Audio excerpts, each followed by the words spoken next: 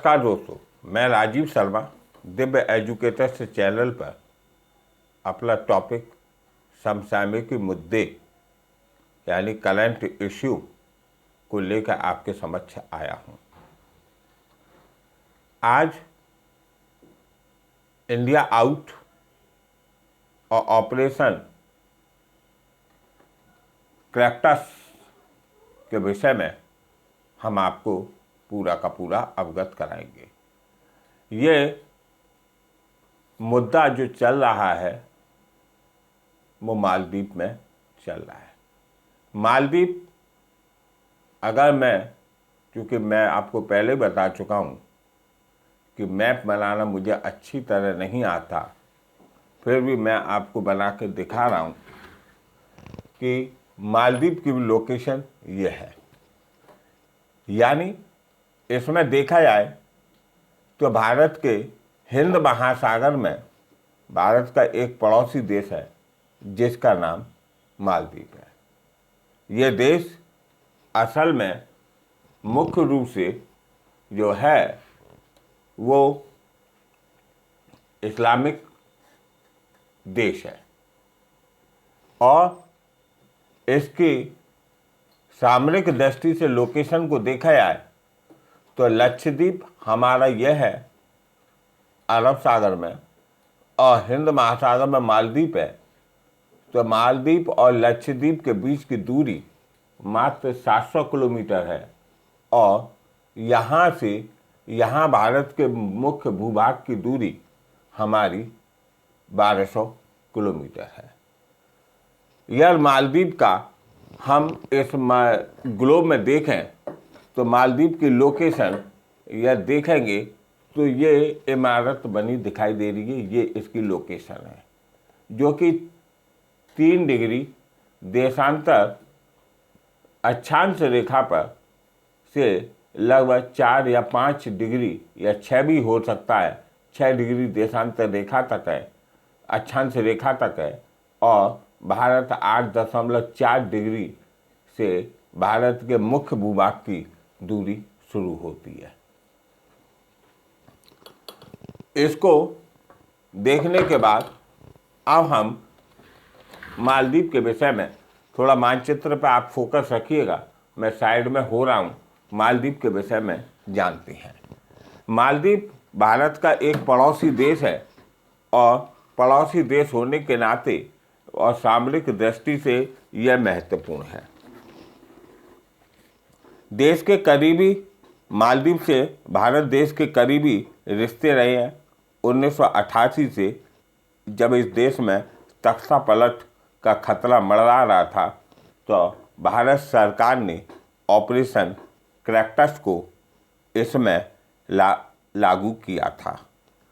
Operation क्रैक्टस असल में 1965 में ये विश्व का सबसे पहला नवोन्मुख यानी नया लोकतांत्रिक देश है।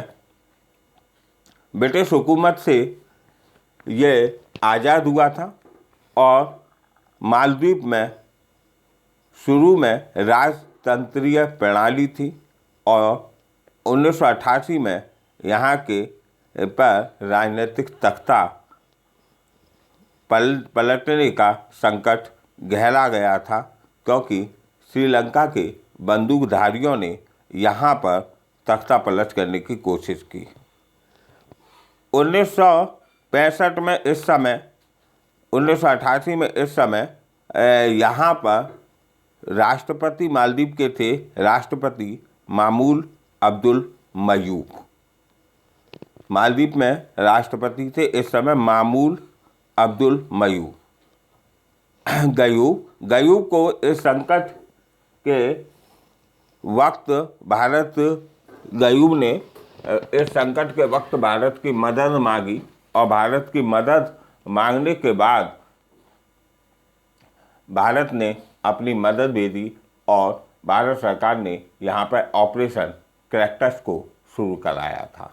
जब ऑपरेशन क्रैक्टस हुआ तो भारतीय सेना ने विद्रोहियों को, जो विद्रोह में साथ निभा रहे थे, जो बंदूकधारी थे, उनको मार गिराया और उसके बाद में ये मालदीव में राजनीतिक सत्ता का जो संकट पैदा हुआ था वो खत्म हो गया। 1976 में भारत और मालदीव के बीच में सीमा निर्धारण हो गया। जैसा कि मैंने आपको अभी मानचित्र में बताया था कि भारत और श्रीलंका के बीच में, यहाँ भारत और मालदीव के बीच में मुख्य भूभाग से 1200 किलोमीटर की दूरी है और भारत और लक्षद्वीप के बीच में, मालदीव और लक्षद्वीप के बीच में जो है, जो भारत का केंद्र शासित प्रदेश है, इसके बीच में दूरी जो है मात्र 700 किलोमीटर की है। इसके बाद हम देखेंगे कि अब्दुल गयूम 1987 में 1976 में सामुद्रिक सीमा का निर्धारण हो गया और 1987 में मालदीव भारत में व्यापार समझौते भी अब्दुल गयूम ने कर लिए थे और उन 2008 तक सत्ता में अब्दुल गयूम बने रहे। 2008 में लोकतांत्रिक तरीके से चुनाव कराए गए और मोहम्मद नशीद की पार्टी मालदीवियन डेमोक्रेटिक पार्टी जीत हुई। भारत के लिए सबसे ज़्यादा जो संकट पैदा हुआ था वो प्रोग्रेसिव डेमोक्रेटिक पार्टी के अब्दुल्ला यामीन जब सत्ता में आए तब संकट पैदा हुआ था। और आपको मालूम ही है, मैं पहले भी अपने वीडियो में बता चुका हूँ कि चीन जो है एक विस्तारवादी देश है। इसकी नीयत करनी और धरनी दोनों में अंतर है और चीन ने क्या किया कि भारत के पड़ोसी देश पर अपने डोरे डालना शुरू कर दिया और प्रोग्रेसिव डेमोक्रेटिक पार्टी के अब्दुल्ला यामीन इन मकड़ जाल में चीन के में फंस गए और मालदीव के संविधान में, जो कि आर्टिकल 251 है, उसमें संशोधन किया और चीन को पहली बार मालदीव में इस शर्तों पर तय करके ज़मीन देना शुरू कर दिया। स्थिति गंभीर होगी और होलोमन द्वीप पर चीन ने 83 करोड़ रुपए का जो है निवेश भी कर डाला। इसके बाद अब मालदीव की भौगोलिक स्थिति को हम देख चुके हैं और मालदीव के ऑपरेशन कैक्टस को देख चुके हैं। मालदीव में जब ये यहाँ से अब्दुल्ला यामीन जो है सत्ता से बेदखल जब हुए, यानी इलेक्शन हारे, तब इन्होंने भारत के विरोध में अभियान करना शुरू कर दिया और 2018 से यह अभियान अच्छी तरीके से चला रहे हैं। इनका उद्देश्य है इंडिया आउट कैंपेन को चलाना और मालदीव की जनता को एक धार्मिक उन्माद में अपने तुष्टीकरण की नीति से चीन के कथनानुसार चलाकर ये मालदीव की जनता को उकसाने का काम कर रहे हैं। अब धार्मिक तुष्टीकरण की नीति यह है कि ये कहते हैं कि भारत में जो भी मुस्लिम है वो मुस्लिम असल में उन मुस्लिमों की जो नीति है वो भारत सरकार उनके साथ में अत्याचार कर रही है। मुस्लिम यहाँ पर अल्पसंख्यक हैं, उनके साथ में अत्याचार कर रही है। जिस देश पर धार्मिक उन्माद छाया हो, चीन के मकड़ जाल में फंस चुका हो, उस देश में यदि इस तरीके की बातें हों तो फिर जनता भी, क्योंकि ऐसे राजनीतिक लोग धार्मिक भावों को छेड़कर देश के साथ में गद्दारी करने का कार्य करते हैं और देश की जनता को अपने भड़काऊ भाषण से भड़काकर देश के गर्त में देश को ले जाने का कार्य करते हैं। अब्दुल्ला यामीन ने भी ऐसा ही किया है और अब्दुल्ला यामीन जो है देश को गर्त में ले जाने का कार्य कर रहे हैं।